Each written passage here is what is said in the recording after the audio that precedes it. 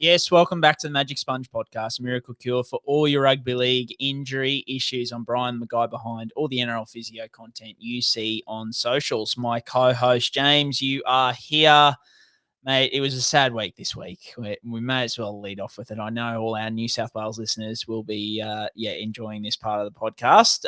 All our Queenslanders will be crying into our microphones with us. But yeah, bit of a rough origin to start the year. But I'm sure I'm not sure if you knew, James, but we are Queenslanders. So because we are Queenslanders, it'll all be okay. Yes, we are still Queenslanders, Bryan. That hasn't changed since Wednesday night. There's still a little bit of panic stations floating around up here, isn't there? Because we weren't even in that game on Wednesday night, to be fair, were we? Like, I think we were all waiting for, can we find something? Can we create something? It just felt like it was never going to happen. And, if you take a bigger picture out of this as well, Bryan, like, I would argue I haven't felt like we've had much in the tank from game 3 last year, definitely. It was tighter, but New South Wales were always in control. Game 2, we got absolutely humped. And in game 1, Reece Walsh, went down very early, so he got sent off.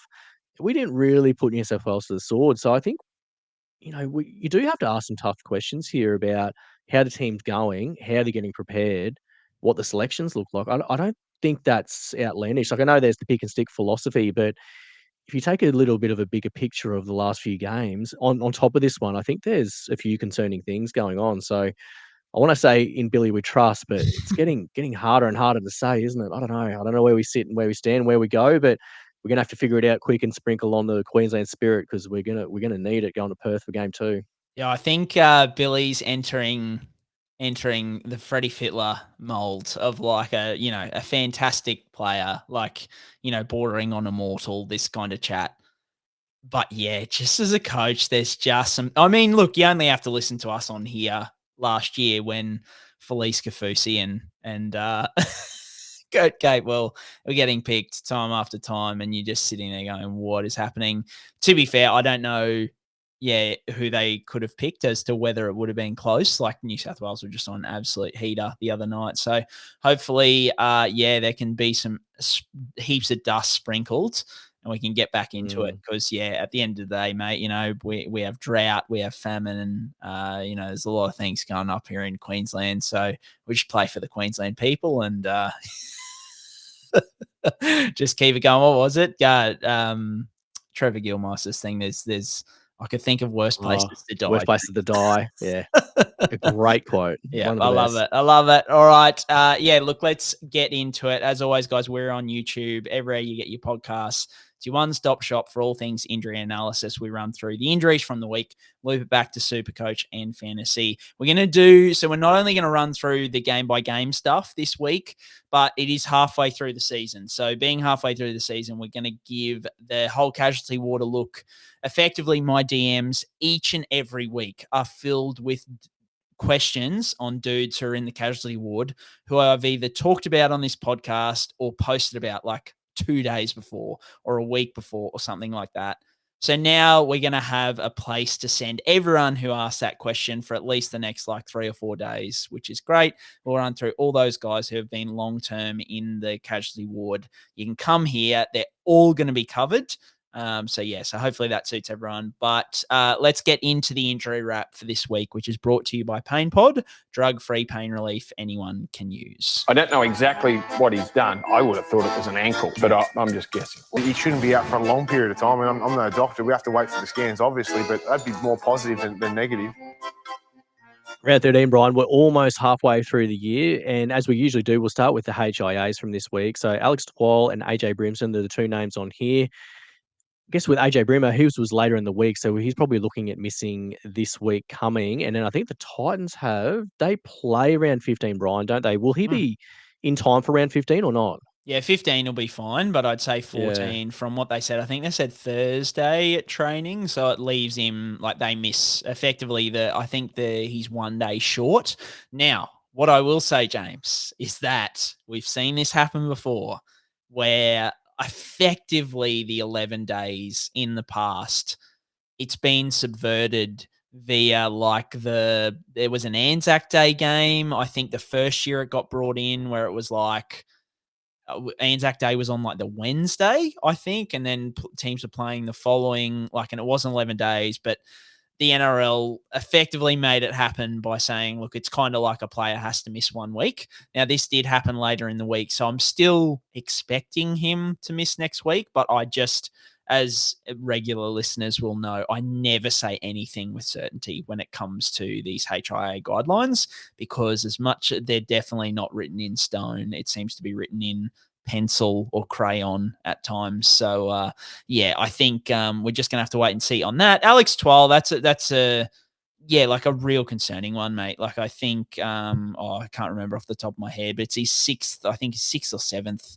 concussion in the last 3-4 years for him. He had a concussion at training last year and missed 6 weeks after it, and then the year before he had 3 concussions in a year that ended his season. So it's, look, once again, it's not all about number of concussions. We always talk about this with repeat concussion sufferers, but once it's just that overall picture of the trauma on the brain. And that's not just concussive blows. Where I'm going with that, it's not just about concussion. It's, even a blow to the head that doesn't necessarily get diagnosed as a concussion. These are the kind of things that guys are looking for now. And it's a guy who I'll talk about in a second, Victor Radley.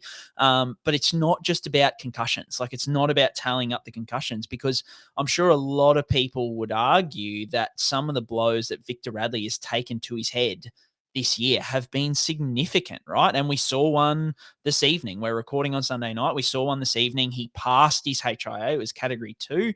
Now, if you ask me, not sure how he was back out there, but as we've said, I think a few weeks ago, my answer to anybody asking how did he go back out is, in the opinion of the Roosters doctor and the independent doctor, there were not concussion signs shown. And then in his testing in the sheds, he performed as he did in the preseason. So that's the only answer I can give, because otherwise there's no other way to answer that. But effectively with Twal, it's not just about the number of concussions, it's that accumulation there, and they'll have data on that.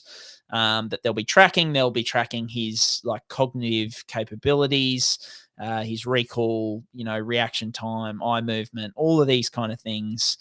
So I wouldn't be surprised at a multi-week absence for Twal, and you're getting into areas where it's hard to predict the return date. But mate, he's obviously a massive favorite of myself, being the original, update on Twal, and I think he's a wonderful player. So I hope he's okay, number one, and then number two, that he can get back to doing what he loves safely. Would be the overall vibes I'm giving off there. Favorite of the sponge, favorite of the fans, Alex Twal. I think I've never seen any social media up and about more when he scored that try last year. That was just the best. That was nearly highlight of the year for me. That was really, really good. Right, Bryan, we'll move through the games for round 13. So the first one was Dragons v Knights. Jaydn Su'A was reported as an ankle injury. I think they're reporting as a low-grade high ankle sprain there for him. And then Tyson Gamble with a broken thumb. I guess Jaydn Su'A, that might put him in a bit of doubt for Origin. He's probably in and around the team, isn't he, I suppose, given how they played on Wednesday night. Yeah, mate, mechanism wasn't real clear on that one, and he played through it for a while, which, like we've said in the past, for syndesmosis injuries can happen. So it wouldn't be a surprise there. But low-grade syndesmosis injury, you're usually looking at 2 to 3 weeks at least. Origin team gets picked next Sunday night, I believe, if my calculations are correct. So yeah, I think he's in significant doubt. I don't think Billy would pick him off the back of missing next week. And I think if it is a syndesmosis injury, if it was a lateral ankle sprain, so the lower, the outside ligaments, I'd have no concerns. I think he'd be fine. But yeah, being a high ankle sprain, we're going to talk about our changes for Origin 2 later, but I would think he won't be available at this point in time unless they've misdiagnosed that high ankle sprain because I just couldn't see the mechanism. And then Tyson Gamble, broken thumb, look at least 3 to 4 weeks, can be up to 8 to 10 weeks, depending on how bad the break is, doesn't need surgery, all those kind of things. So a bit of a blow to the Knights, although in saying that, it might force them to mix up their halves maybe a little bit, James, which just again. Yeah, which couldn't. Half roulette. Half roulette. Mate. I saw, I think it was Mike Meehall Woods, the journo, posted that Will Price is like, and I know, look, it's Super League, but Will Price is over there absolutely tearing it up in Super League, and he's just like, only got given, I think it was like a handful of games over here. So yeah, it's just one of those things. We know we're a big fan of Adam O'Brien on this podcast, mate, so we will.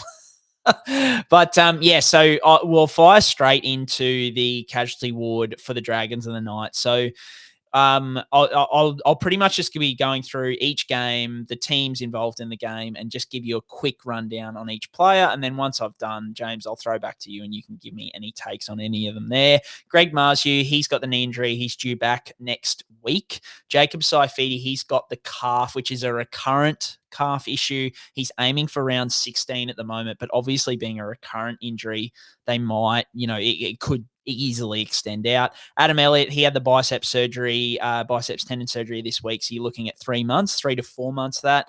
Mate, real sad news during the week, because we spoke about the toughness of Paul Bryan, the rookie. I was looking up stuff to come on to the podcast tonight, and it's sounding like they're going straight for surgery for him, which, so that would likely be season over. You're usually looking at about at least 3 to 4 months for a shoulder reco, and that's if they rush him, and I just don't see them rushing him. I think being a young player, they're probably going to take their time with him. The one thing I would say about this in regards to dislocations is when you have a younger athlete, and this goes across anything, like I've got a 16-year-old volleyball player at the moment who we're taking through this process, and the re-dislocation rate after a first-time dislocation is just so high. It's up above 50%. So it's one of those things. It depends on which surgeon you talk to. And in my 15 years of physio, it's probably fluctuated a little bit in that some shoulder surgeons have been like, you get one for free. So in other words, you get one shoulder dislocation for free, and then we're doing surgery. But there have been others who have been like, nah, as soon as you have one, and if you have enough damage in there, like we're just going straight to surgery. Or not even if you have enough damage. It's like if you've had one dislocation and you're like a young male who's going to keep playing that sport that is high risk, like a footy or a volleyball or something like that, they're like surgery straight away. So at the moment, most of the surgeons I'm talking to are that one for free approach. But yeah, just an interesting aspect for people who are listening, in that why, maybe because he's a little bit younger, they've just gone, nah, let's just go in and get it fixed up. Bradman Best with the hamstring. Look, it was looking like round 15 was supposed to be his return date, but then the god of all gods in Newcastle, Barry Toohey, said round 16 during the week. Now, James, I love me some Barry Toohey. I'm all in on Barry Toohey. So he's a big reason that I brought in Kyle McCarthy this week, because I'm really hanging out I needed a cheapie just to downgrade to, and I'm like, screw it, Barry Toohey, mate. He's the god. And I won't jump in his DMs and abuse him if he's wrong, but I'm happy to hitch my wagon to Barry Toohey, who said that Bradman is aiming for round 16. The copium in me, who traded in McCarthy for not many points this week, says that this is another hamstring injury in Bradman Best's, resume of hamstrings. So it wouldn't surprise me if they leave him an extra week or two.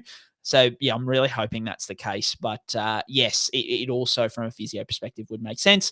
Christian Tuipulotu, interesting comments from Shane Flanagan during the week. He was like, we were never intending on playing Christian Tuipulotu, which for me, I think sounded a bit sus in terms of this whole like naming, all these rules around like naming the squad and blah, blah, blah. I'm like, for a coach to be like saying, no, we never intended to play him, felt a bit weird. But they kind of said, we wanted him to train all week at top intensity as if he was playing, and then we were going to pull him and say, we're definitely playing you next week. Which, look, I mean, isn't the worst thing in the world in terms of especially around re-injury risk, because he does, once again, this is a recurrent problem for him as well. So leaving him that extra week, we know the re-injury risk is at its highest for the first 2 weeks. So potentially you could argue he's getting rid of one of those high re-injury risk weeks by kind of prepping him as if he's going to play and then taking it away from him. And then Emre Guler, shoulder dislocation. He is coming back, aiming to come back next week or two. So he was named on the extended bench. But once again, re-injury risk very, very high because he dislocated it. He will more than likely be delaying reconstruction surgery till the postseason. Mate, have you got any SuperCoach implication things for us there? Are you buying my Kyle McCarthy, just want and need for him to play round 15, or you reckon I'm in trouble? No, I don't think you're in trouble. I just think it's not the most sexy downgrade option, is he? Because he's 246 as well. You just really, if he was 198, you'd be like, oh, thank God, I can just get an extra, 60 out of him or something like that. And, if you can squeeze a few scores out of him and just be a number, then I think that's worthwhile because there's very little downgrade option this week. We'll probably talk about that more in SuperCoach Corner, but I think he's the best of a bad bunch. Craigie Marzhew's probably on the menu when he comes back from his knee. You probably want to see him for a week to see how he looks. And he's probably very much in contention at the CT dub position. Same with Christian Tuipulotu as well. I think Christian Tuipulotu's got a lower break even. I think Greg's is about 72 and Tuipulotu's is what we said last time? Was that 33? Yeah. So you can make an argument that Tuipulotu's straight in. I'm looking at him. I'm looking at him hard for this week. Yeah, same. I think either this week, but I could hear an argument for wait until they're through their third bye in round 16 and then get him in round 17 for the rest of the season. So I don't mind. I think you can pick and choose your poison of how you want to play that. He's definitely not cheap. Tuipulotu is. He's about 630 or 640. So you got to pay up to get him in there and go into it knowing that he is a high risk of re-injury from a hamstring point of view. But I think he's certainly one that's on the menu. Although I still have a Tommy Turbo dilemma on my hands, Bryan, that I don't know if I can do the Tuipulotu thing as well. I'll see how I feel come team list when they come out. Next game we're going to talk to is the Titans versus the Storm. Jayden De Groot was ruled out pre-game with a hamstring injury, and Jayden Campbell's been reported as a knee concern, which I think was minor. Bryan, he scored very well for SuperCoach purposes this week. Goes all right fullback, doesn't he, Jayden Campbell? Is there a few fullbacks there at the Titans? Have we talked about that in the past? Don't get me started, James. Yeah. Don't get me started. But oh man, you just love to see it, and I also love to discover if you're me, and I'm happy for people to shit on me for not knowing this, but to know that Jayden Campbell's a Queenslander too during the week, which was very, very nice to see. So a little bit of we'll talk about a question him later in regards to Origin, but Jayden De Groot probably going to miss 1 to 2 weeks with the minor hamstring issue if it is what they say it is. And then Jayden Campbell with his knee, it was his, I'm going to get this wrong, I'm pretty sure it was when I say get this wrong, left or right, but it was the same knee that he had the PCL injury or the PCL rupture in last year. So the thing that we talk about with PCLs, which is something we'll talk about with Reece Walsh later, is that your aggravation risk is just still higher because you play effectively either A, with no PCL in your knee, or B, with a really scarred up PCL in your knee. So it heals up a little bit and scars up, but it's just not that native PCL in there. So if you cop a big blow to your knee, what usually might hurt, say, a 3 out of 10 for you might be a 7 out of 10 because you just don't have as much stability in that knee. So I'm hoping that's all it was. He did seem to have it strapped up as if it was like a PCL kind of injury. So hopefully nothing too major there, mate. Before I go through the casualty ward, I'll just show you on Jayden Campbell. I'm eyeing off him and eyeing off Tuipulotu this week. We've talked about Tuipulotu with Jayden Campbell. I know you're an owner. Should I have any hesitation with unloading for him this week, or you reckon he's a go-to? No, pay up for him. I think he's probably not highly owned as well, just given the price point. I think he's still only 7% owned, Bryan, weirdly, because I think he was highly owned. A lot of people moved off him earlier in the season, and I don't think many have got back on. So I think, he's looking more and more like, I know he spoke about it early in the season. He just has this flavour of Nico about him, doesn't he? He sort of seems to find points any which way and accumulates them and stacks them on and stacks them on. And then the goal kicking raises his floor so much. He's just a guy that's just a super coach bonanza. I think he's got to have him at 6 as your starter. I think he's top of the spots in the six position personally. Yeah, no, completely agree. So running through the casualty ward, Keano Kini with his neck surgery. So he's got the big 12-week scan in the next couple of weeks post-surgery, which that's the big one to kind of determine whether he can get back into contact and kind of work through those progressions. He said on the telecast over the weekend, he was interviewed pre-game and said, it's going progressing slowly and I've got about 8 weeks to go, was what he said. So look, for me, I mean, yeah, we've spoken about this at length in terms of, look, like I think he's aiming for about round 2021, sort of in that range. It just comes down to, for me, the toss up between, do the Titans have much left to play for at that point will be the big question. And do you risk him or you just send him? Look, everything is sounding like he's going to give it a red hot crack for this year. So I think a lot of people ask this question either A, as Titans fans, or B, as like drafters who are thinking about picking him up. I think we're reaching the point where I don't mind it as like a last bench spot stash.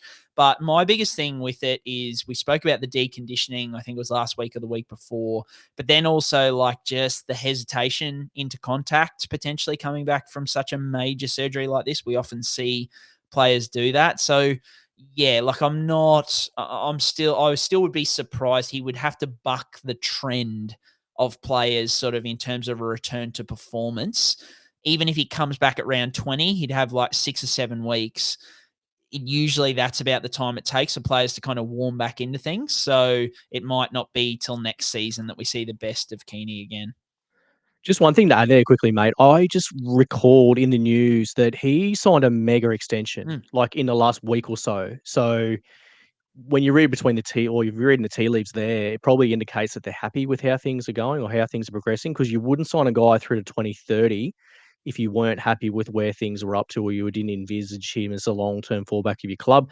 Whether that means he gets back earlier or not, I don't know. It's probably, that's tinfoily, but if they're going to sign someone for that duration, they must be pretty satisfied with where things are as it stands at the present, because that would be a very unusual time to announce a 5-year extension for 100%. me anyway. I don't know. That seems bizarre, doesn't it? No, I completely agree. Now, I'm going to take your tinfoil hat and I'm going to put another tinfoil hat over the top, James, because you've just brought this out of me, right? I wonder, because the whole purpose behind medical retirements, right, is like it can't be pre-existing.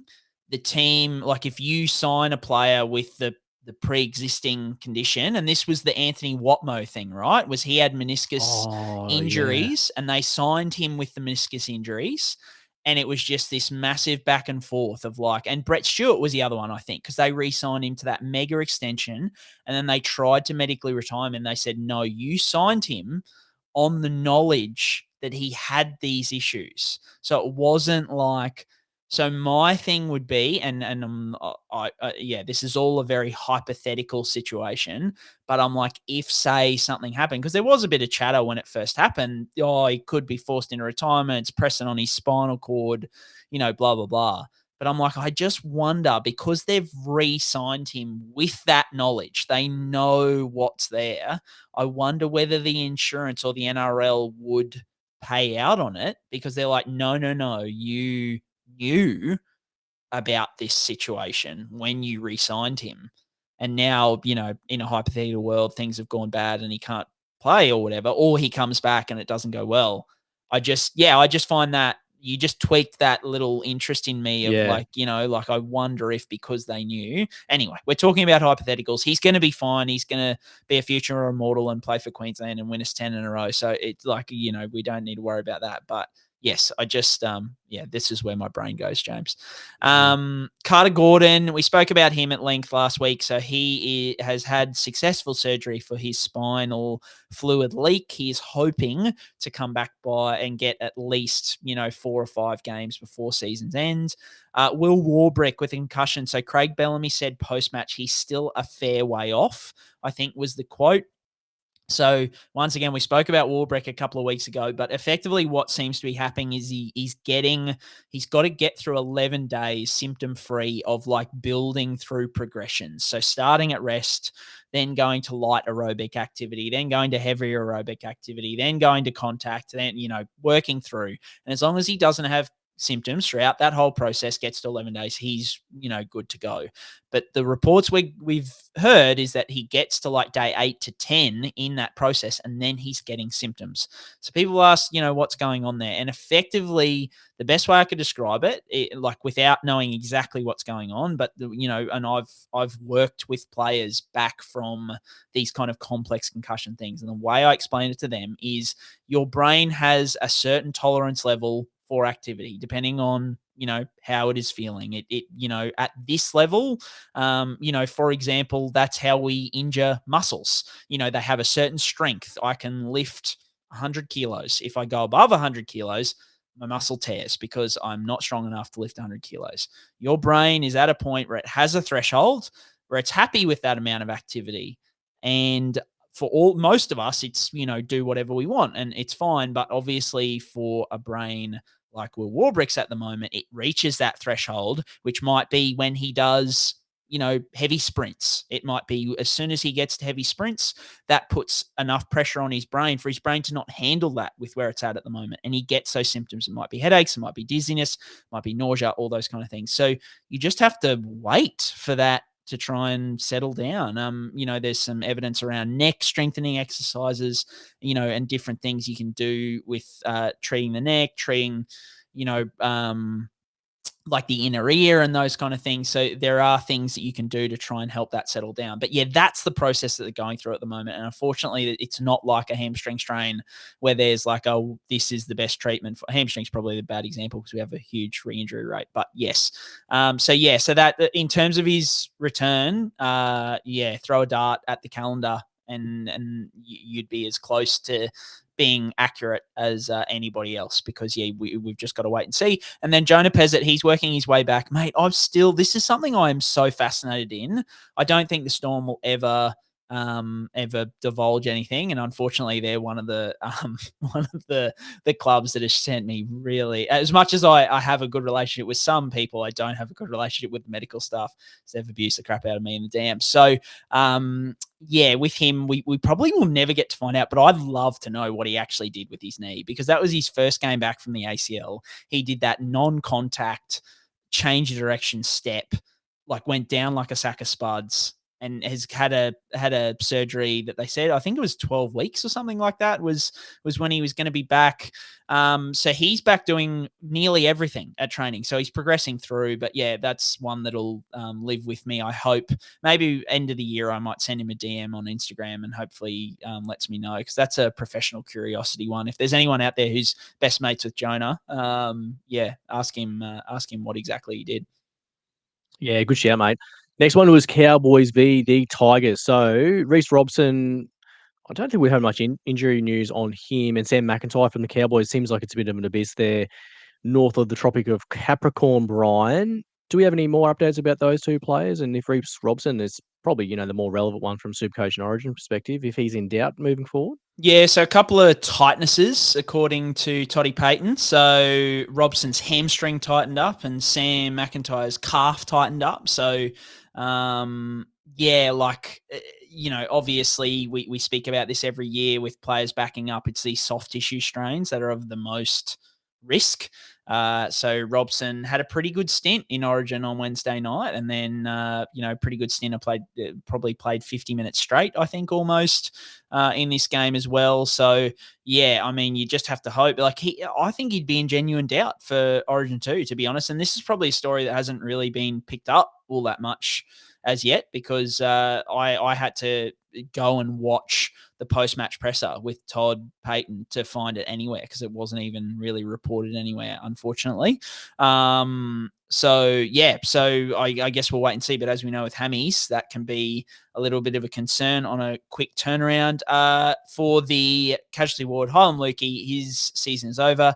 Jason Taumalola, he has a calf injury. The Cowboys have said 2 parts of fuck all about what he's dealing with. So no idea when he's coming back. Murray Taulagi, hopefully they're hoping for next week. Then for the Tigers, Fonua Pole, he's got a meniscus injury around 16 to 17 for him. Then we've got Latu Fainu and Jeral Skelton. We spoke about them. They're aiming for next week, but they both have extensive histories with hamstring injuries, which they're both working back from. Latu Fainu, it sounds like he suffered the hamstring injury in recovery from his thumb fracture or finger fracture. So they're aiming for next week, but they are guys, there's a lot of people, James, and I can throw straight to you with this. There's a lot of people talking about Latu Fainu as like a downgrade at 5'8". And like you yourself have talked about Jeral Skelton as an option at some point. For me, I just don't. They are two guys who I just don't think have enough upside in the short term where I would be even considering them for the first 2 weeks back. Someone like Tuipulotu, I know that might be a little bit, sound a bit, bias or contradictory of me, but I think with Tuipulotu, there's probably that mega upside on the left wing, or upside on the left wing of the Dragons. I won't say mega upside, but would you consider like a Latu Fainu? I just worry you downgrade at 5'8" to Latu Fainu, and then he suffers another hamstring injury, and then maybe you're happy with having enough there. I don't know, but I certainly wouldn't be at this point in the season. Yeah, I look at both of them as round 16 prospects because they buy in round 15 anyway. So, are they really going to trot them out for round 14 coming off major hamstring injuries? I wouldn't have thought so. And if they do, you're probably better off just waiting a week. I think Jeral Skelton's got a 99 to roll for his average. So for him, I'd love him to play 14, drop some cash, and then I can look at him in round 16 as a sort of trade down or trade in option.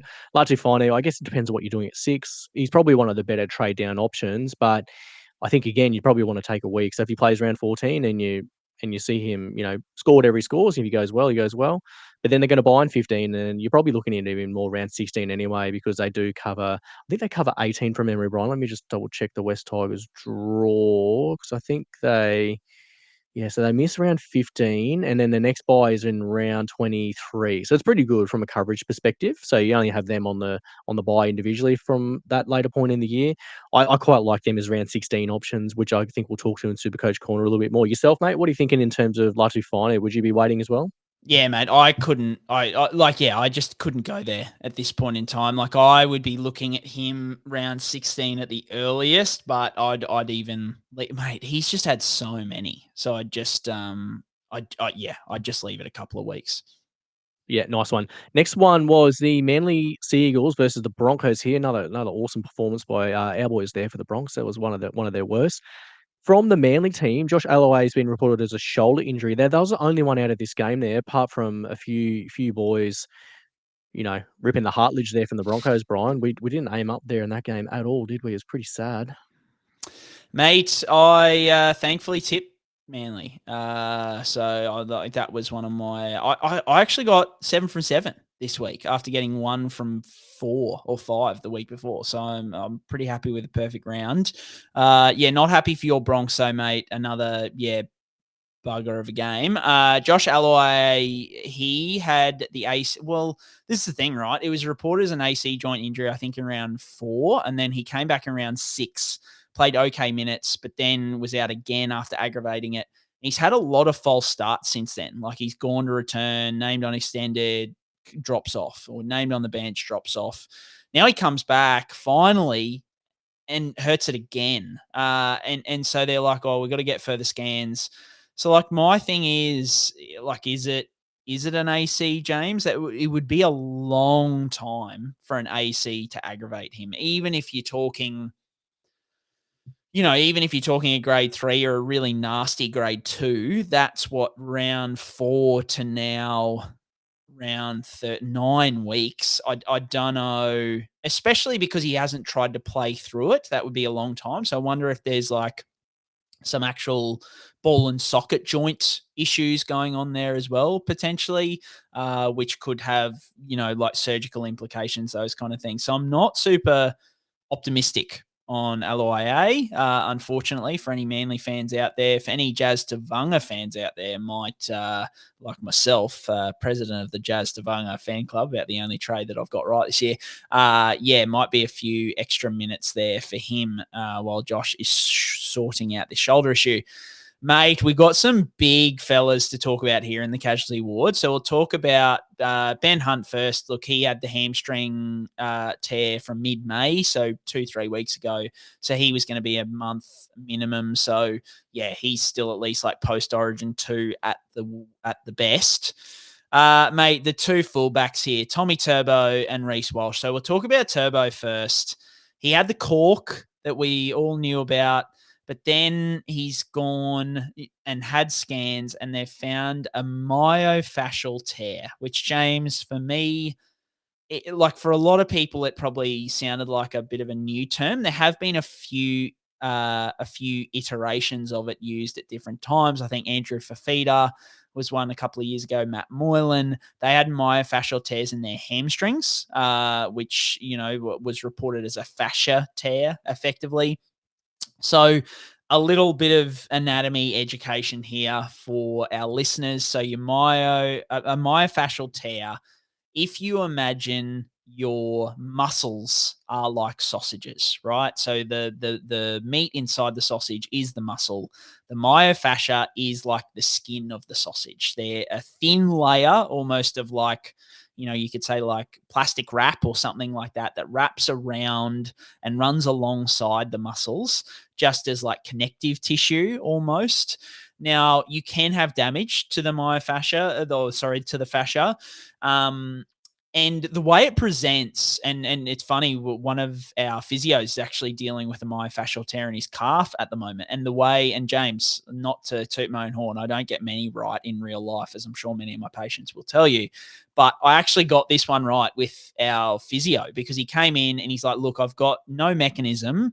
I've got this really swollen calf and it's really tender, sort of along this line. And I went, oh mate, and his strength was still really good, like good strength, could still run, no problems, but just was getting quite a bit of bleeding in there. And I was like, oh mate, like it potentially could be myofascial tear. And effectively what I often see with those, and what tweaks me into thinking it could be a fascia tear, is like plenty of tenderness, plenty of bleeding without too much mechanism, without much of a mechanism there, and with good strength.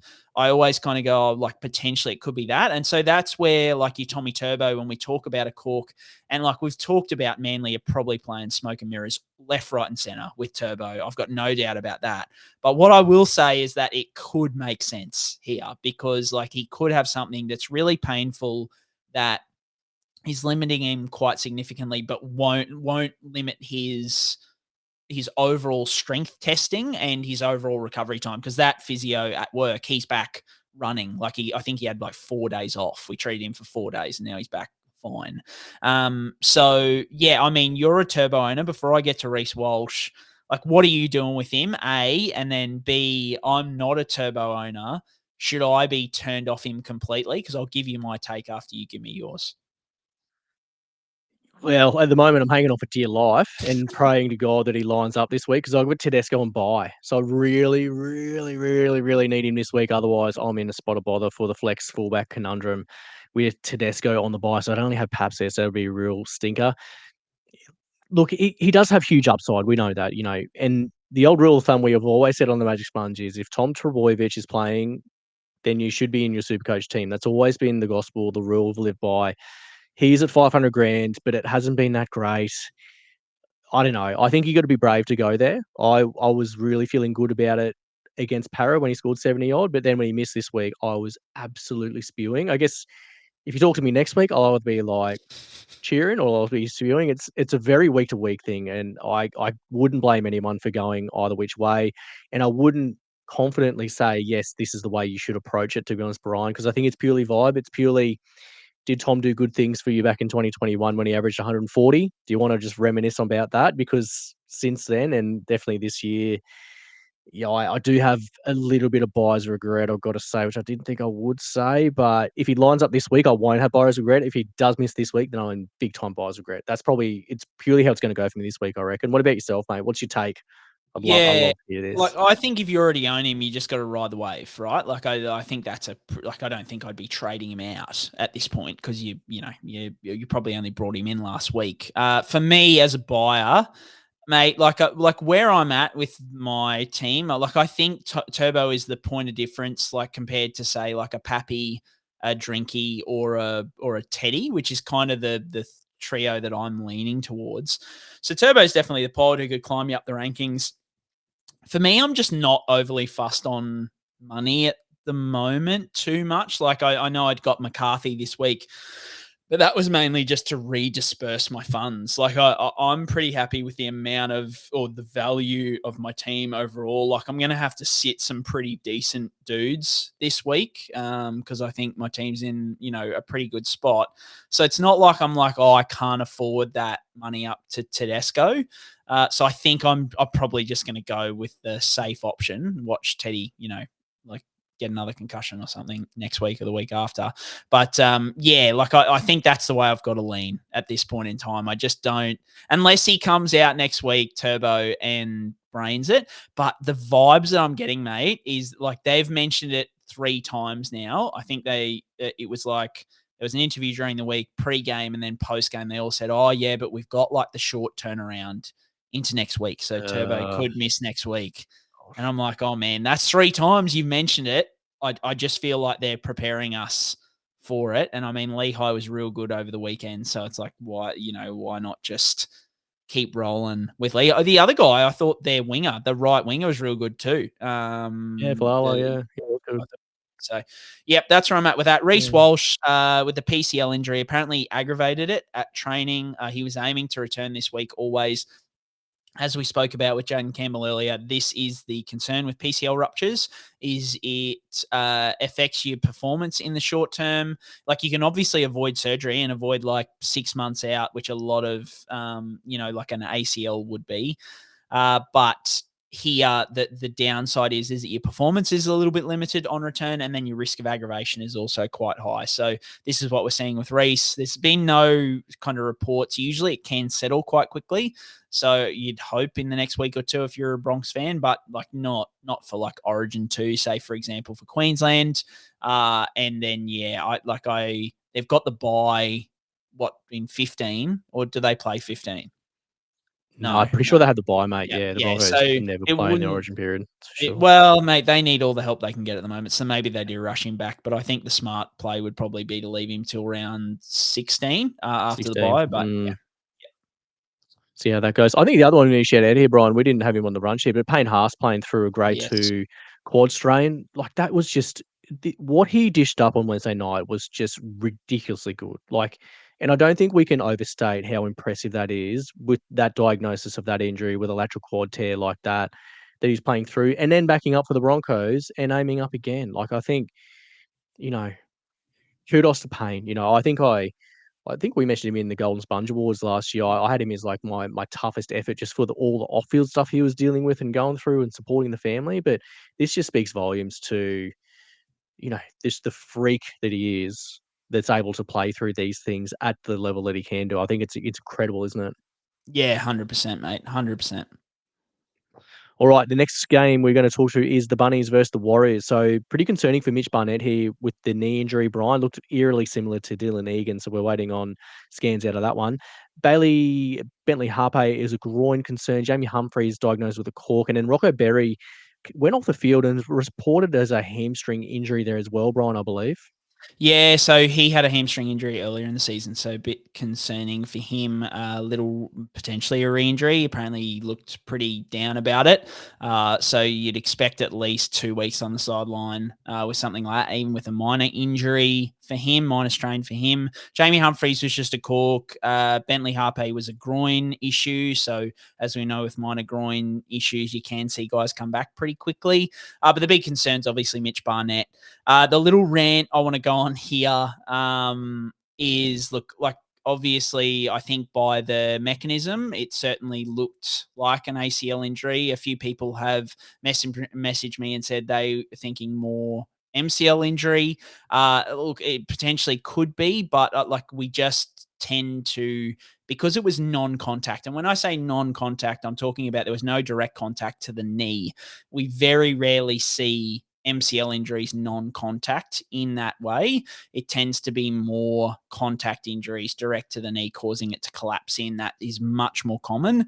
With these non-contact to the knee injuries, your concern is the ACL, especially with that shift below the knee. I couldn't clearly see a tibia pop out and pop back in, which would have made me go definitely ACL.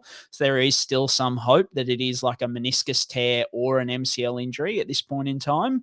But yeah, definitely concerning for an ACL. The rant I'm going to go on is that I've noticed Andrew Webster is a big fan of, in the post-match presser, just saying, oh, it's the same old boring old story, but we're just going to wait for scans, which I've got no issue with. But then he went on tonight to say, like, someone kind of said, oh, look, he's in a, like, I'm paraphrasing here, but he's in a brace. He's, you know, he's got crutches. Like, it mustn't be real good. And Webster effectively said, like, oh, you know, look, mate, until we get under the hood with these and do scans, like, you just don't know.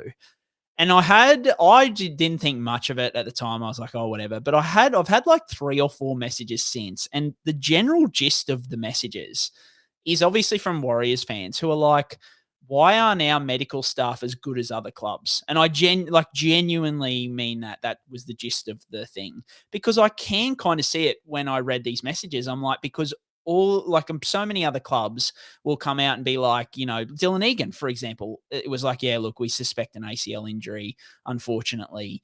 So when Webster says stuff like that, I can see how it can kind of be taken like, oh, well, why don't our medical staff know, like, what's going on? So what I will say is that a lot of the time, the medical staff have a really good idea of what's going on. Their hands-on testing is very, very good for a lot of things. Yes, there are some, you know, rare injuries where you're like, oh man, he's just in so much pain. A lot of our tests are positive here. We're not quite sure.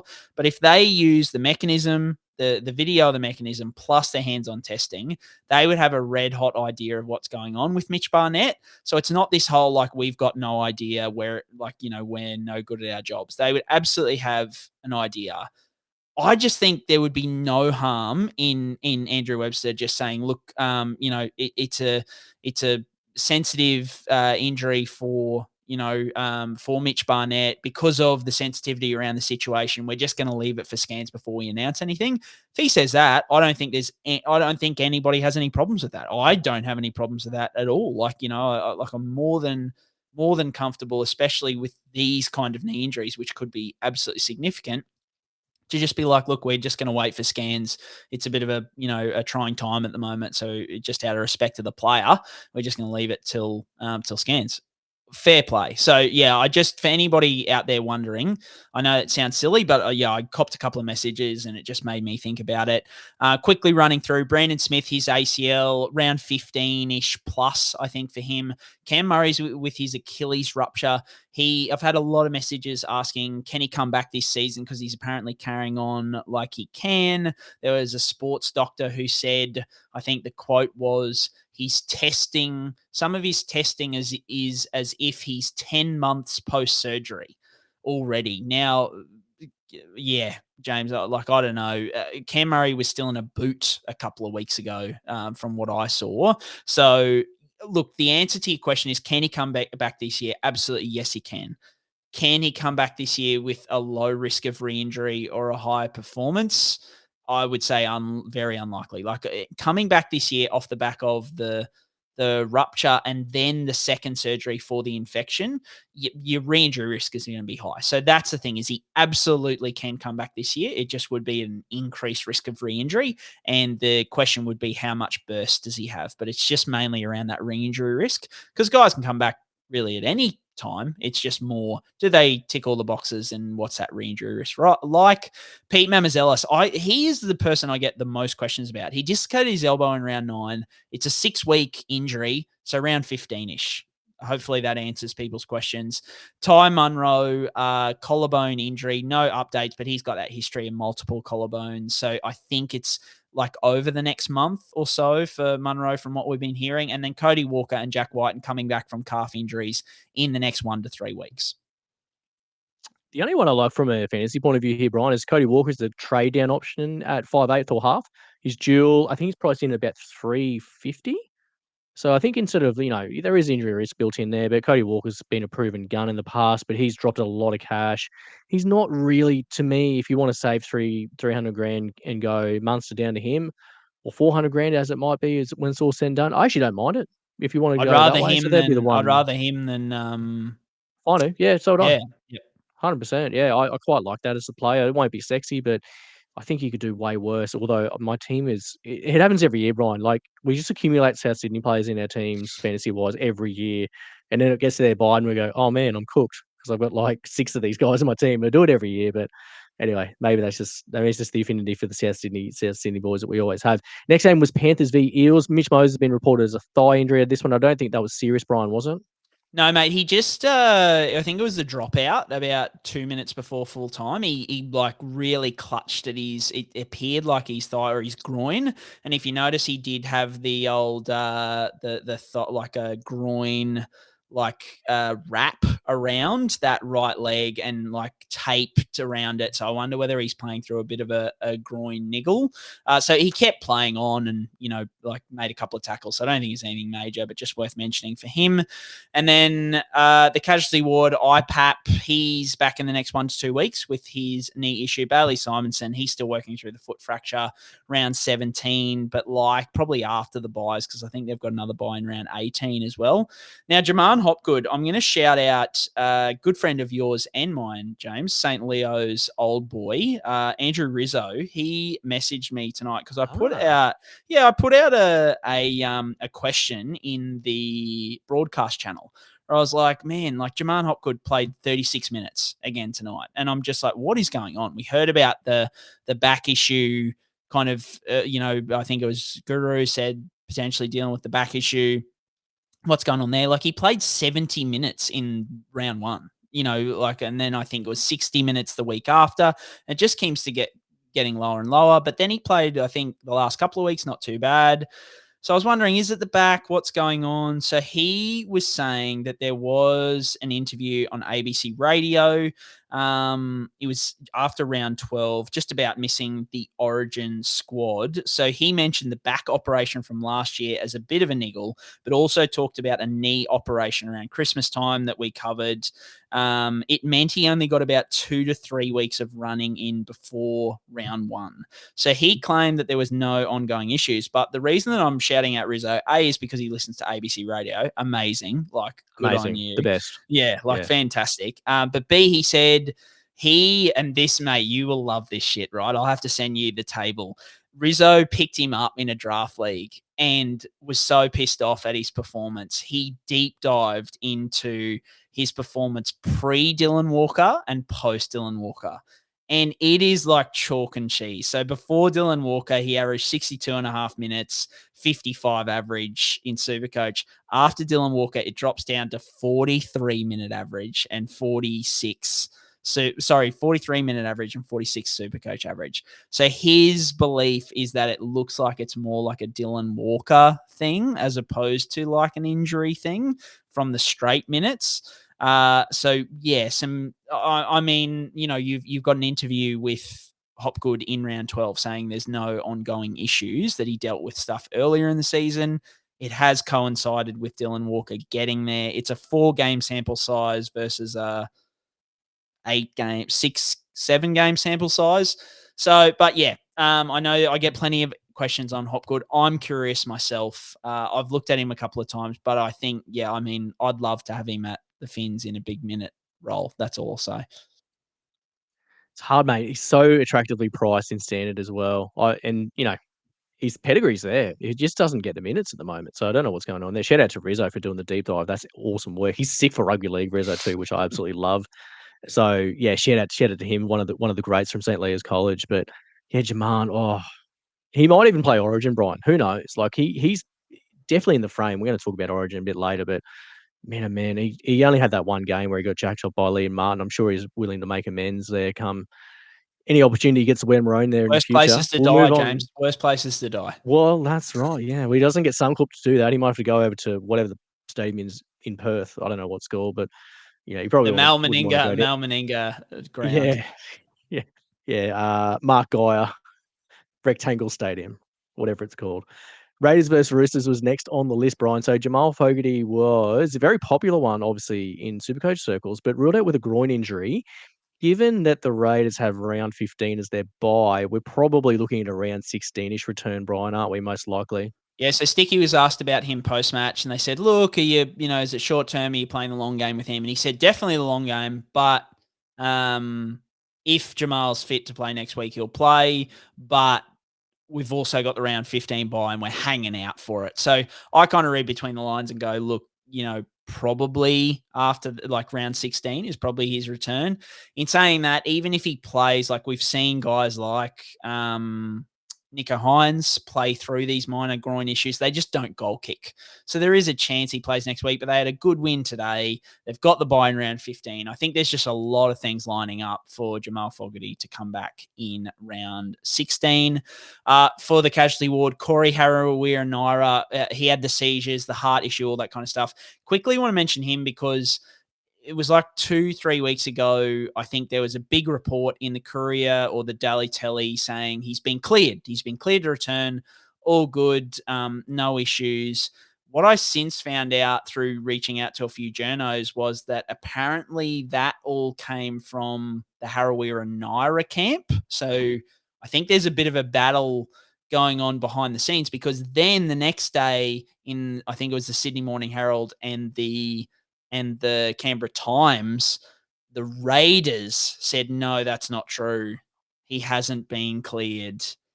So I think, yeah, it's a real complex, I think not only medical, but legal, situation as to, what's going on. Is he cleared to play? Is he not cleared to play? Yeah, it's just a really, really tough one at this point in time. So, yeah, that's why, it was a hard one to even put a post up about, because it was kind of like by the time I got a post together and about him being cleared to play, all of a sudden there are all these reports he wasn't cleared to play. So we're back where we were, the week before. Messy. Yeah, effectively. Yeah. So I'm not really sure what's going on there.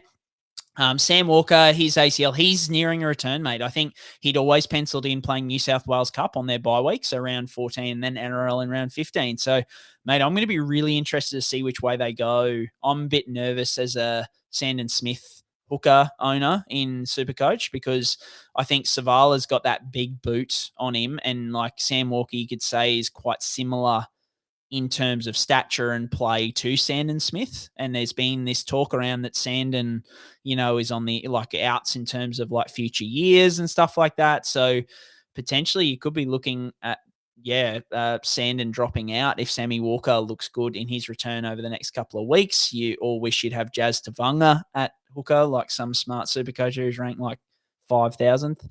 And then Nat Butcher, MCL, he was named on the extended bench last week, but not quite right. So I think they were just looking to bring him back after the bye.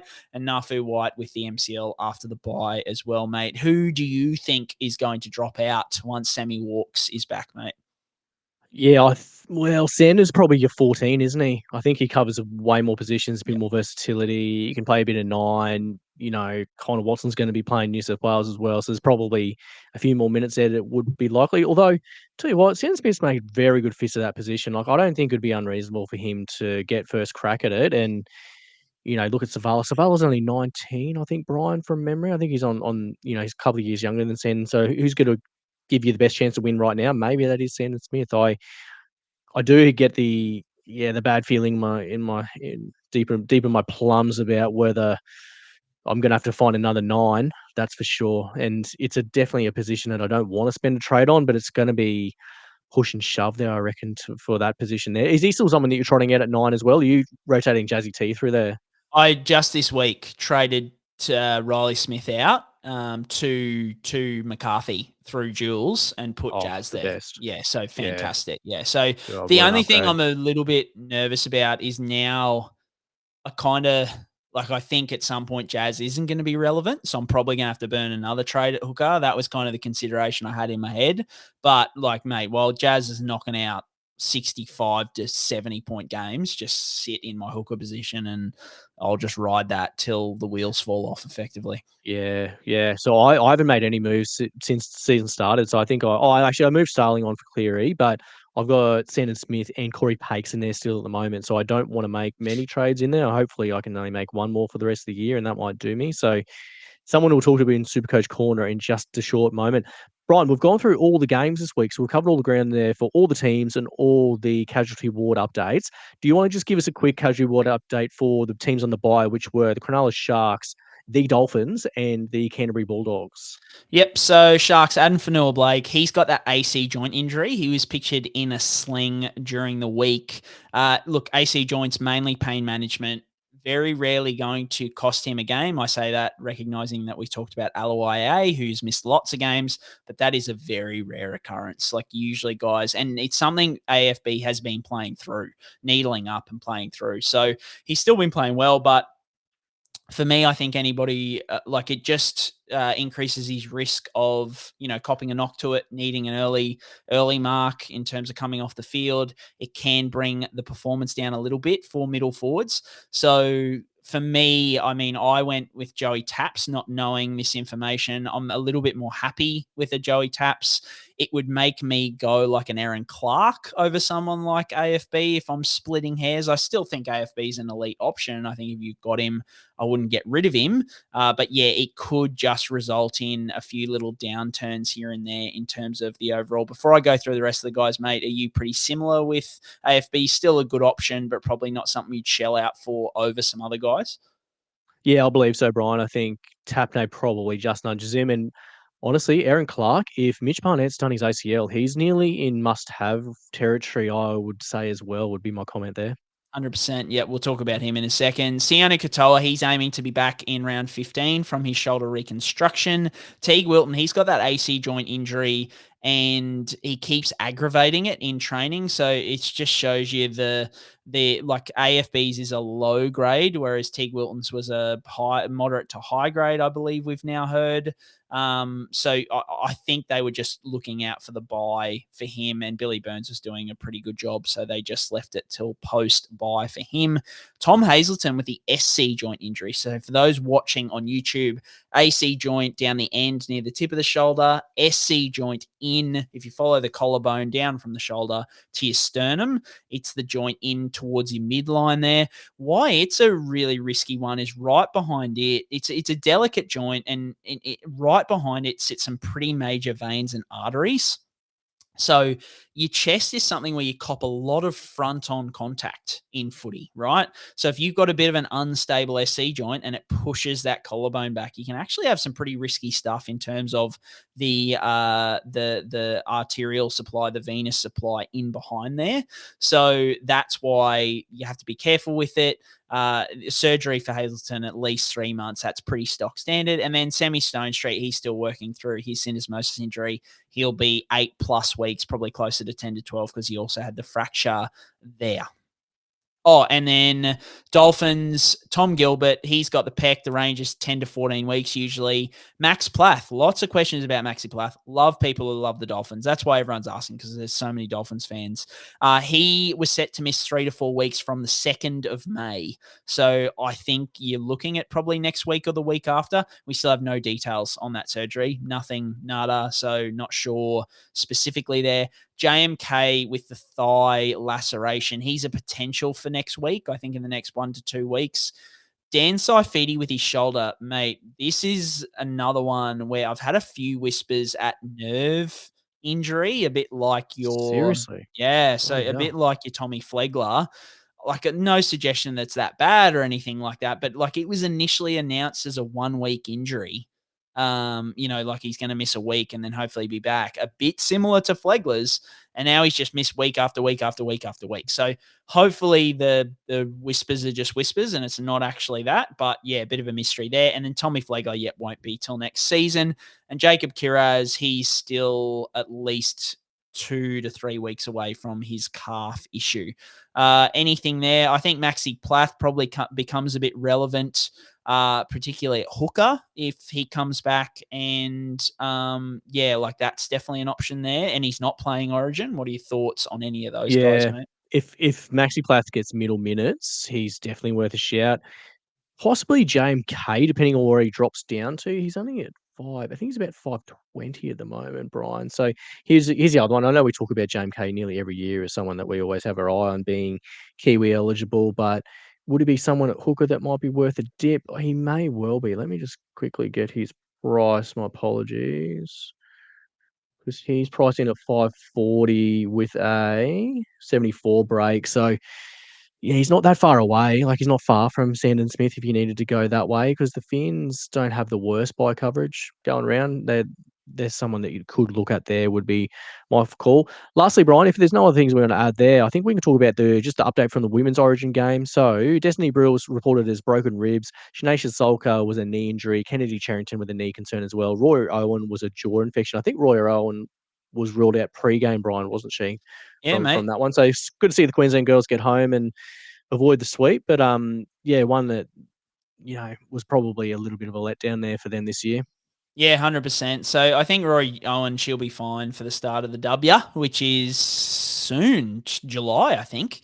So it's not far away from the W now. All these guys could miss time in the W. So I think Destiny Brill, if it is confirmed broken ribs, usually 3 to 6 weeks for her. So with NRLW probably in 4 weeks. So potential there that she could miss a week or two. Shanae Shisolka with her knee injury, it looked like an MCL mechanism. So, minor 1 to 3 weeks, major 6 to 10 weeks. So it just depends on the grading there. And then Kennedy Charrington, the mechanism wasn't super clear, but it, by all accounts, suspected MCL/PCL damage from the Blues post-match. So similar sort of thing, like worst case scenario, you could be looking at 6 to 10 weeks for Charrington. So yeah, a couple of injuries there for some girls who could miss the start of the W season, which would be, pretty devastating. So fingers crossed for those guys. We haven't heard anything on scan results yet. Yeah, fingers crossed as well, Brian. So that's a wrap of all the questions in the Casual Award update. Brian, you've done well for the midway point of the year. Let's launch into some more questions. So these are all submitted through the broadcast channel. So thank you again for submitting them through the broadcast channel. First question is, we touched on the mismanagement or our perceived mismanagement of Tom Duffy last week on the Magic Sponge. What are your thoughts on Todd Payten having Jeremiah Nano play 77 minutes after playing Origin on Wednesday night? Yeah, mate. I mean, look, this juggle between, we've spoken about how the current Origin system, and there's been a big blow up on it at the moment, like forcing players to make the decision of playing a couple of days later. I mean, yeah, Nano played 80 minutes in Origin, and then he's looking to play 77 minutes a couple of days later. We saw what happened with Reece Robson, for example, with it all tightening up. So look, like the big thing is that teams at the end of the day know, like, they've got all this GPS data and those kind of things. So you'd be assuming that their performance team would be like, oh, look, Nanai's stats say that, he's okay and we can run him this amount. But yeah, I just think overall, we've spoken about our thoughts on Todd Payten and the way that he manages like players in general. Not the biggest fan. So I'm probably not the biggest fan of this. What about you, mate? It's a funny one when you sort of trotted him out in Queensland Cup earlier this year, Brian, isn't it? When you think about it. So when the rubber hits the road and you need some wins, it's easy to trot a guy out after just backing up on Wednesday. I don't know. I don't really understand it, to be honest, when you've got, guys in that system that he was sitting out for at the start of the year. And, there's been some questionable things about decisions through the year. You got guys playing in Queensland Cup like Jay Clifford and Tom Duffy, who to me would be, better served playing NRL. Maybe not the Cowboys, maybe somewhere else. Maybe you look at a player swap deal that might be able to help them. I think it's quite bizarre the way that's sort of going on at the moment. We might move forward to question 2 there, Brian, because otherwise we'll get down the rabbit warren there. So question 2, is it always a player's choice to delay surgery until the off-season? And what are the risks of doing a delayed surgery in the off-season if they did that? No, so it's always a joint decision. Look, the player has the ultimate say, right? So the player can, even if 2 people are, saying, you definitely don't need surgery, the player can go out of their own accord, and it's their body at the end of the day, so they can kind of make decisions for themselves. But usually it's a joint decision. Like, very rarely does it get to that, because usually, the club's looking after them in their best interests. So it's usually a decision between coaching staff, player, and medical staff. It's kind of balancing up all those things. As I said, and I know people don't like hearing this, but it's true. It's like, where are we at in the season? How important are the games? Like, are we playing for sheep stations? That affects how much risk you're willing to take. Like a Nathan Cleary. If a few years ago when he popped his shoulder out and tore his rotator cuff, they were dead last, they would have sent him in for surgery straight away. Of course they would have, but they weren't. They were on a streak where they were going to win 4 comps in a row.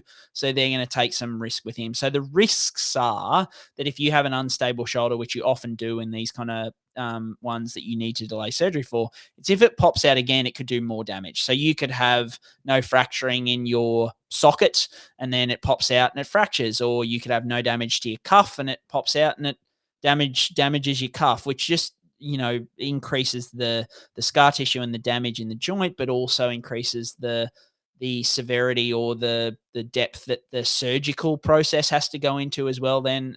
So yeah, you just risk further damage effectively. I think, am I missing any components there, James? Got them all, mate. Covered all bases. So third question is about Ryan Papenhuyzen and his knee strapping. It looks a bit unusual, Brian, doesn't it, to the naked eye? So I think the question is, doesn't look like it does very much. Would it really help him a lot? Yeah, so for those wondering, it almost looks like a big U shape. It starts from the inner side of his quad, goes down underneath his kneecap and up the other side. Look, I'll admit I use it with patients on occasions for mainly for confidence. It's like, does it make you feel better running out there? It's not physically doing all that much, gives him maybe a bit of proprioceptive feedback, so kind of awareness of where his knee is in space. But overall, it's like, it's how much confidence does it give him? And if it makes him feel better about it, then you could argue, yeah, it does do much, because at that level, every percent counts. And for something as low cost as tape, I think it's pretty commonplace. Yeah, win-win on that one, mate, for sure. Next question is about the hypothetical scenarios. If Des Hasler got moved on as coach of Gold Coast Titans, who would be your top 3 Des Hasler replacements from a coaching point of view? If you had to plonk someone in the Gold Coast and get them to start winning football games consistently, it has never been done in the past in their whole history, really. Bryan has, apart from Neil Henry when he had him going there for a little bit with a team that were, not exactly full of superstars. But what on earth would you do to fix the Gold Coast Titans at the coaching position, I wonder? Mate, I think of the options at the moment. I'm a big Josh Hannay guy. I think I love Josh. So I think, but can he turn the Titans around? Who knows? Yeah, like to your point, my thing whenever this comes up is I just will never forgive the Titans for Neil Henry. I'm not saying Neil Henry is the best coach in the world, and he's probably, well outside of, coaching now in terms of he hasn't coached for a long time. But mate, they were going, I think, like, I'm going to get some details wrong here, but just allow me some, poetic license. But the Titans were in the top 8. They were doing well. Hayne was coming back from America / Fiji Sevens or rugby or whatever he was doing. And they wanted to sign him. And Neil Henry said, don't sign him. I don't want him. I'm happy with the squad I've got. The Titans brass overruled him. They signed Hayne.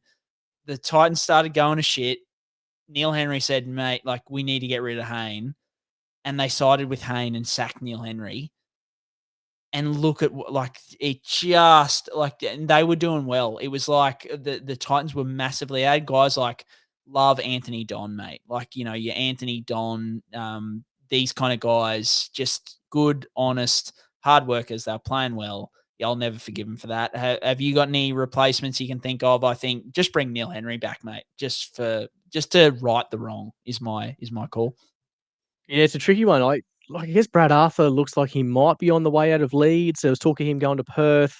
I don't know if that's still the case. Mal Meninga looks like he's getting parachuted into Perth for some reason. I don't know why, given Mal's never done the day in, day out coaching. He's always done a bit of rep stuff.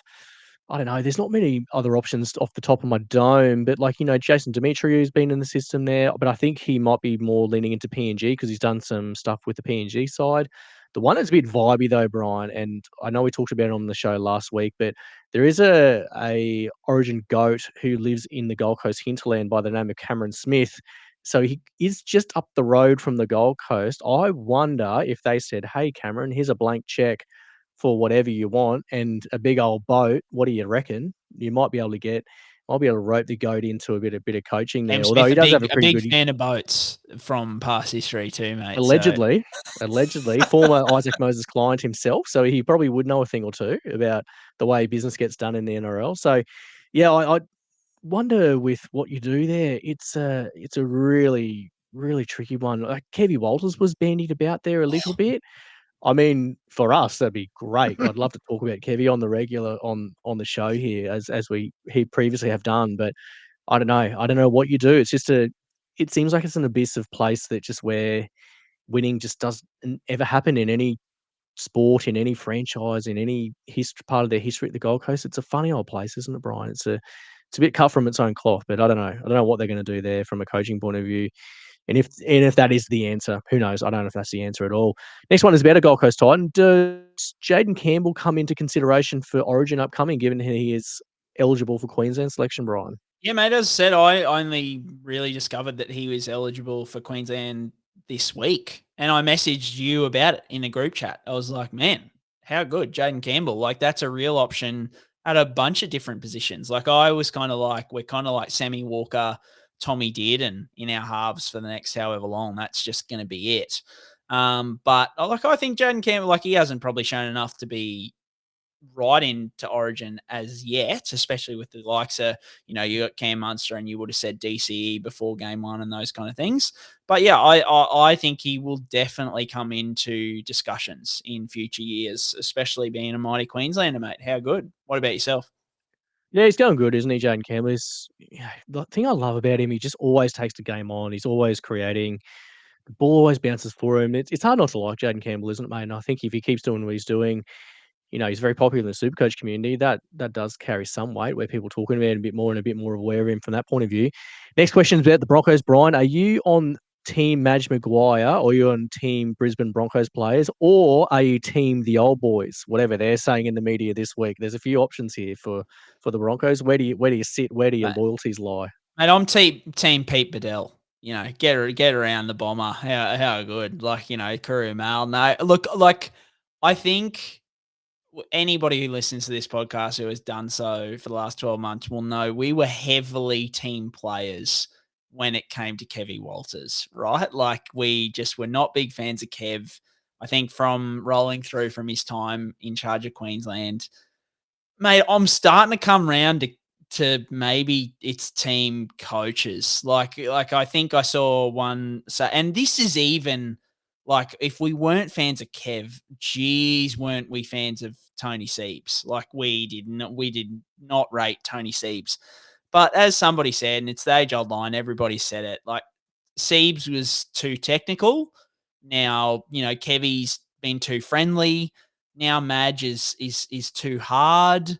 It's like, what do these guys need? Like, what needs to be done for them to be okay? So I think if you had asked me 6 months ago, I would have been like, nah, it's the players. They got heaps of talent. Like, they just need to find somebody who can unlock that talent. I mean, Kevy went pretty bloody close. It was like, all but 5 minutes from winning a comp.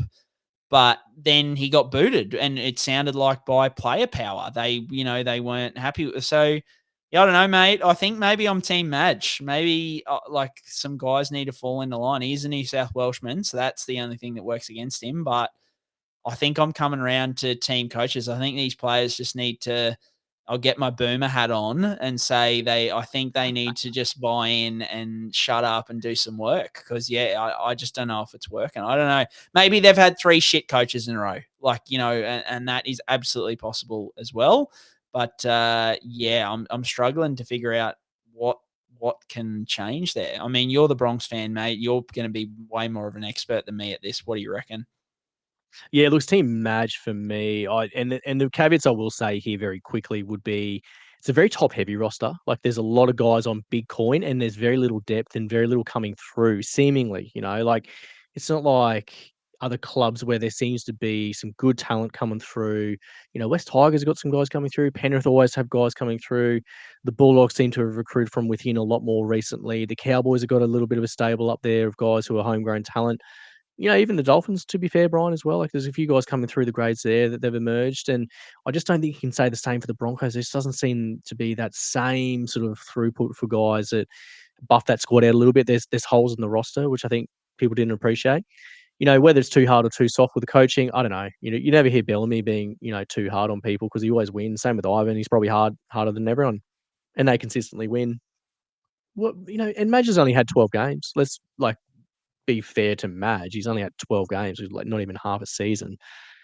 And part of that, he's missed probably his best attacking player for 6 weeks and Reece Walsh as well. So I don't think you can make a really, this is where the team is right now based on a 12-game sample. They're on a skid, no question at all. So they've lost, the last 3 or 4, sorry, I should say. So lost 4 on the slide after pumping the Bulldogs in that Thursday night game. But, before then, they've had, 1 win out of 6. So it's not good. It's definitely not good. But, I think if you had Reece Walsh in this team, then you can make a way better estimation on where they are at and where they are moving forward. That'd be my takeaway for the Broncos there. So it's definitely panic stations, no question. If you win 1 out of 6, you're not going well. But, when you're losing one of your best players, I think if you took Nathan Cleary out of the Panthers, would they win? Would they win more than 1 out of 6? They weren't looking great at the start of the year themselves, So I don't know. It's a close comp. If they do get healthy, they can do some damage in this comp because I don't think anyone's really extended themselves out. Like, Canberra are running second, and I don't think Canberra are unbeatable on their day, are they, Brian? So there's a lot of sort of juggle for positions there on the ladder this year. Apparently football will play as it goes as well. So that'd be my change, or my takeaway on things there. Last question before we wrap up the questions for this week, Brian. What are your suggestions for Queensland in game 2? If you're Billy Slater, you're a jet of a touch football player as well. So you're in the same breath from that point of view, Brian. Who would you be selecting for game 2? If we had to go to tinfoil or panic stations, you can do either if you want or combine them both.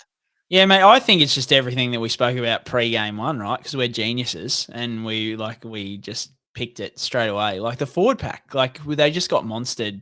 Like I think there's been a lot of chat about like DCE and, these guys didn't play well and stuff like that. Mate, the forwards just got absolutely humped. I don't think I think you put Nathan Cleary behind that pack, he would have been in a lot of trouble as well. We checked the stats at halftime. We're messaging each other. New South Wales made like over 1,100 meters and Queensland made 600 running meters. Like that is just between the back 3 and the forwards. They just lost the meters by an absolute squillion miles. And yeah, so forwards wise, Corey Horsburgh in for Fotuaika for me, Reuben Cotter off an edge and never play there ever again in your worldly life. Bo Fermor to an edge, I think. Cotter either to 13 or to the bench. And then I think Trent Loiero out, someone like in an ideal world, like a Jaydn Su'A in. I even wasn't really impressed with Lindsay Collins. So I think the forwards are the ones. Like I'm happy. Like I know Daly's not in the best form ever, but he played real well against the Bronx. I know the Bronx aren't the best ever, but I think Daly's got enough runs on the board. Like I'd be happy after a game where they got absolutely pumped in the forwards. I can't believe the forwards aren't copping more heat. Like I know Daly's the big talking point and everyone's like, oh, Daly, Tom Dearden. But I'm like, how do you not look at some of those forward performances and just go, this guy shouldn't be playing next? Like, tell me about Mo Fotuaika, who had like 4 or 5 runs for 35 meters. Give me an insight on why Mo Fotuaika should be playing Origin anytime soon. Like it just said, those kind of things just don't seem to get talked about as much. I know they're not headline stealing, but yeah, that's what I want to see. That's what I want to talk about. So yeah, that's where I'd go. I think everything else kind of, relatively picks itself. I wouldn't be dropping Ponga because I don't think Hammer's in that good a form. And I don't think he looked all that great. Maybe you bring in Taulagi. I think there's been a bit of chatter around that, but I thought Rob Toyer was almost our best outside back. So I'm like, well, who do you drop in that case? Xavier Coates was pretty good as well. So yeah, it's more the forwards for me. They need some fire in the forwards. What about yourself? Yeah, I agree with you, Brian. I think the back line was okay. Like, I don't think, it would be a ruthless call to cut Cherry Evans, but, we've seen it done in the past. Like, sometimes the ruthless calls do come out at this level.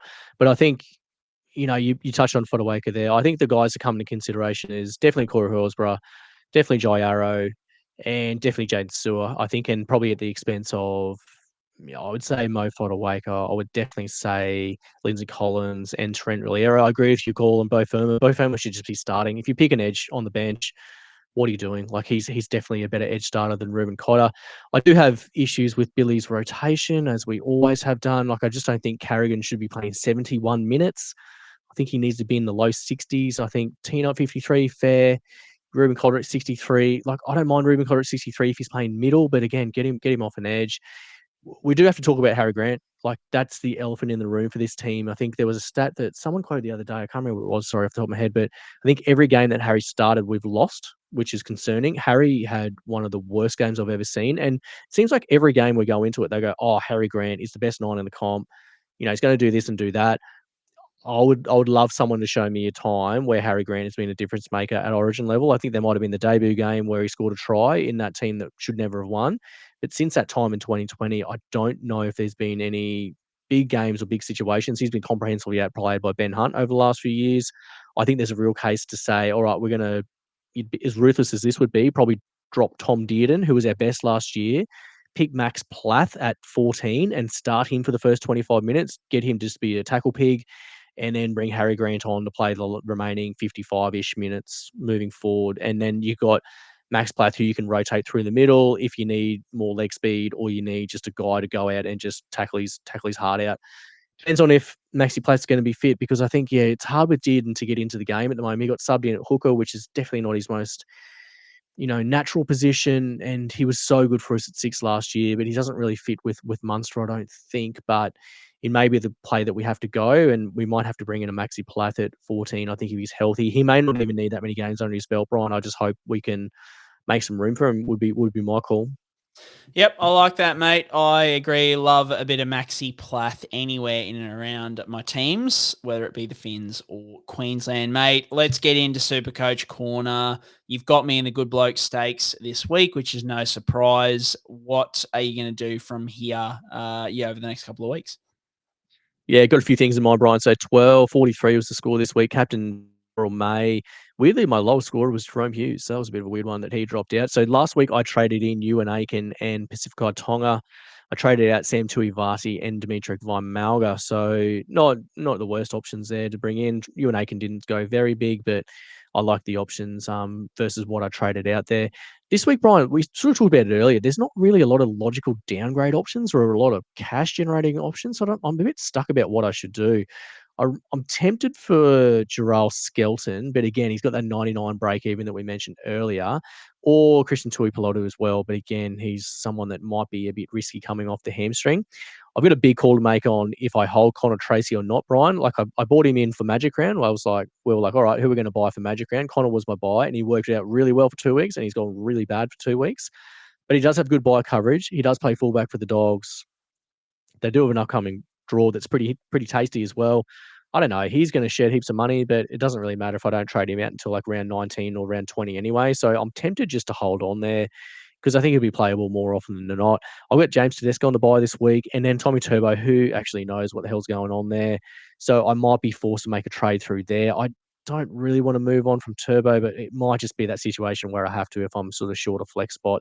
So on the wish list for this week, if I had to, I think Aaron Clark's just in must-have territory, Brian. Like, my God, he's been good this year. He's just pumping out base, and if he gets any attacking stat, he's in the hundreds. He's just someone I think is a must-have it, even at price at $6.90. Zach Lomax is up there, $7.30. He's worth a really good look. Kamali Olakau'atu's at $6.11. He's worth a look. Rubes Garrick is going to be $5.80.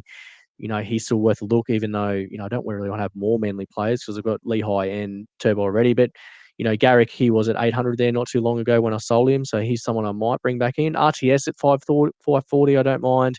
And Campbell Graham at 420. I know I talk about Campbell every week, but I just haven't found a way to squeeze him into my team, even though he's priced in quite nicely.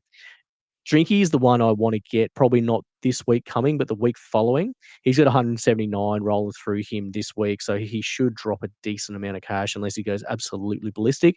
And then I really like the Dragons boys after their round 16 bye. So we talked about that earlier. We talked about Christian Tuipulotu, Jaydn Su'A, and Damien Cook.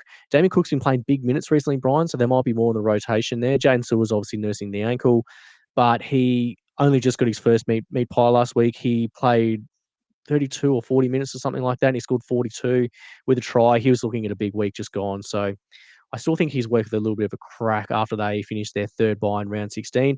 The other one that I was like looking through, he's got a score affected HIA in there where he scored 1 point, but Will Penasini's at 389K.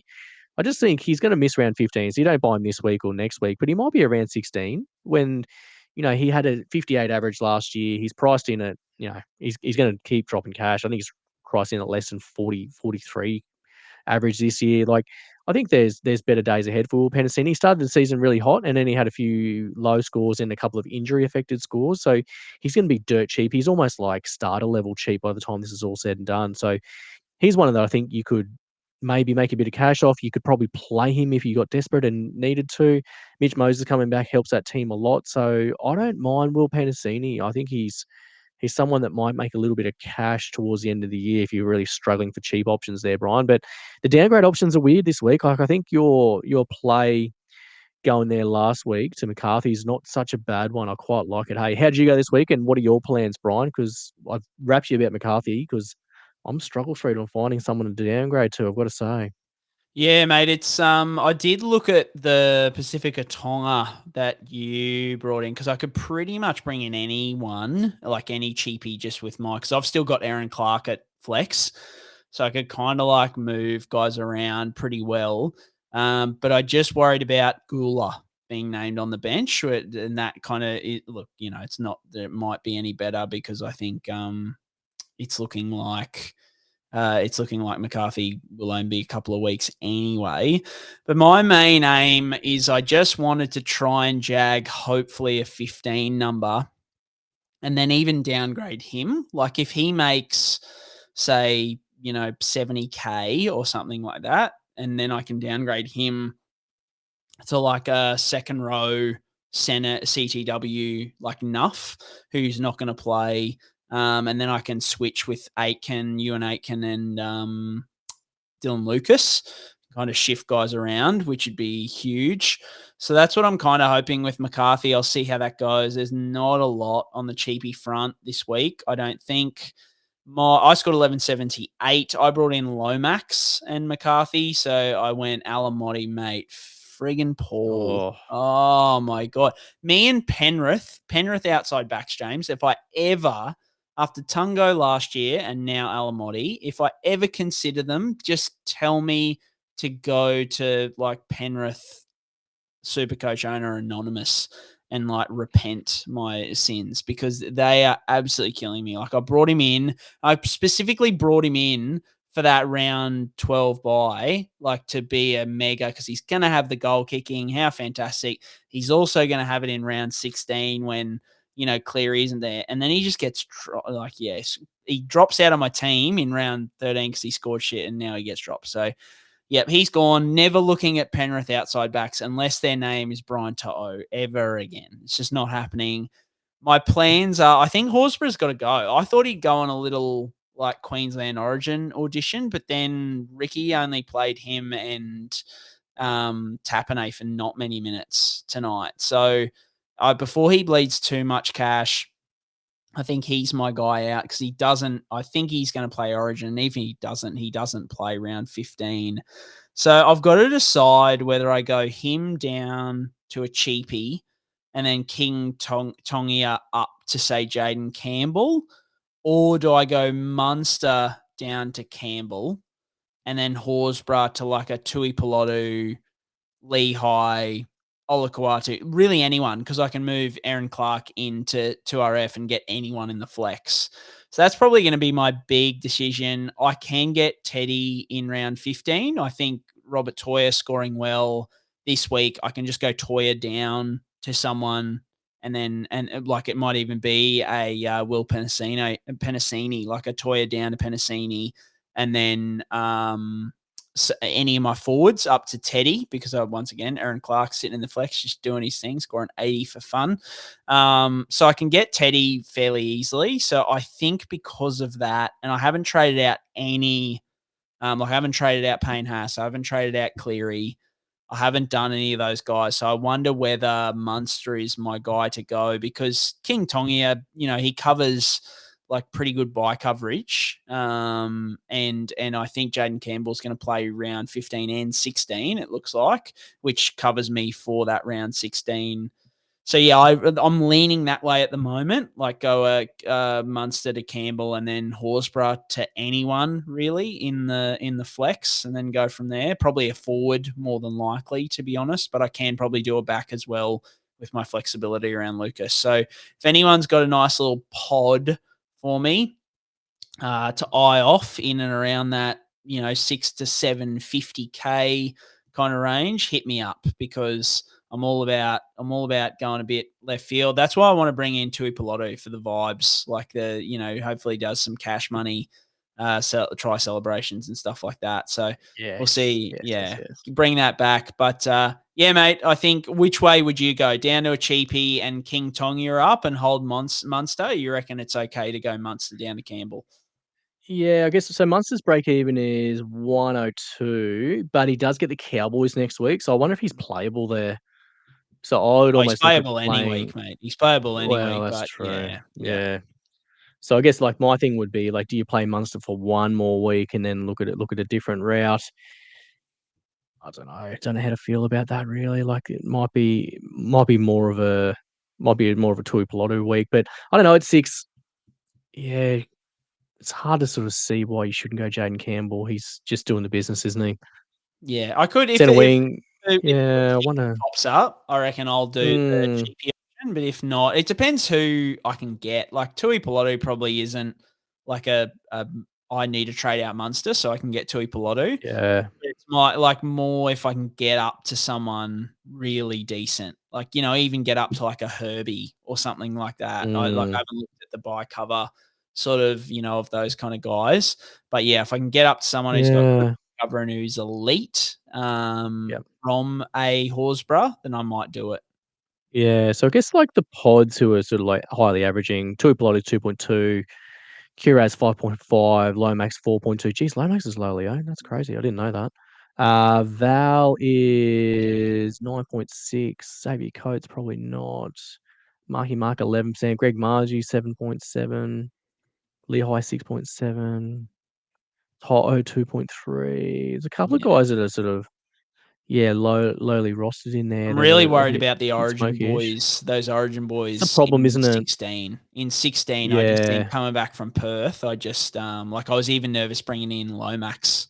I think that's a prime resting weekend. Yeah, it does seem like it. I would back the Broncos boys to back up because they play on the Sunday, I believe. So I think like the Carrigan Payne Haas sort of contingent will probably back up. Like Ezra Mam has a decent negative break even here. He's in and amongst it.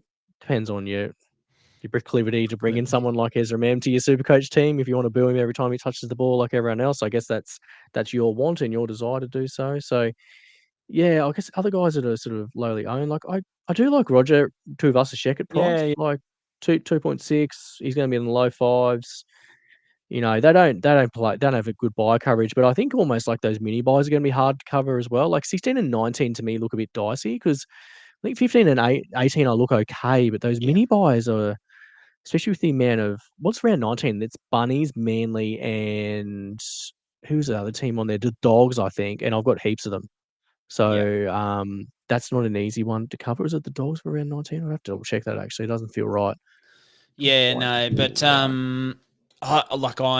Raiders I'm actually is what it is, yeah. Raiders, and that's the one. 16 and 19 are definitely my Yeah, most concerning. 19's a stinker because there's Bunnies, Raiders, and Manly, and I've got heaps of them. Yeah, So like I round could go 19 up is gonna be tricky. to Lehigh. Lehigh is probably the number one. Like you should have bought him 2 weeks ago, but I could still go up to Mm, him. But it just gives me a lot. I mean, I've got you talk about Lehigh Hopewadi, but you could have Jazz Devanga in your team. you could. But like the true gun of Manly Mm, Supercoach players. So, mm. but I do have a lot of Manly, that for round 16 and 19. If I go too many Manly, I'm in a bit of trouble. So, Yeah, you're in big trouble. yeah. Yeah, well, you could be in worse trouble, mate. You could have Tommy Turbo in your fullback spot. So just waiting for injury news there on Tommy Turbo. But I just went by the gospel, Brian. Like we talk about it every year. We talk about Yeah, if yeah, Tom Trbojevic is playing, he should be in your fantasy team. So I was like, you know what? We bitched out last oh, year mate. when he sort of came back late in the year and he went boom. And I said to you at the end of the year, I was like, we cooked that. And you said, mate, we're never doing that again. And I was like, no. So I trusted both of our conviction to do it this year. Hasn't quite worked out for me, which is no shock, but it's also very fun. Mate, if you had told me at any other point other than what we've experienced this season that I could buy Tom Trbojevic for $500,000 and I wasn't doing it, I would be ashamed of myself. Like fully ashamed.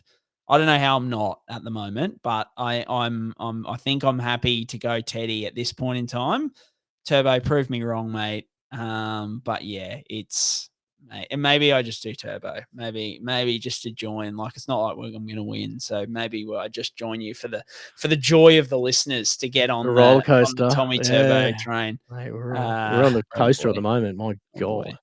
Oh boy. All right, guys. That is a wrap for this week. Always, if you like the pod, give us a review, recommend to the friend. James, we'll talk next Sunday night. Hopefully that answers everybody's questions on all the casualty ward. And as always, up the mighty, mighty Redcliffe Dolphins.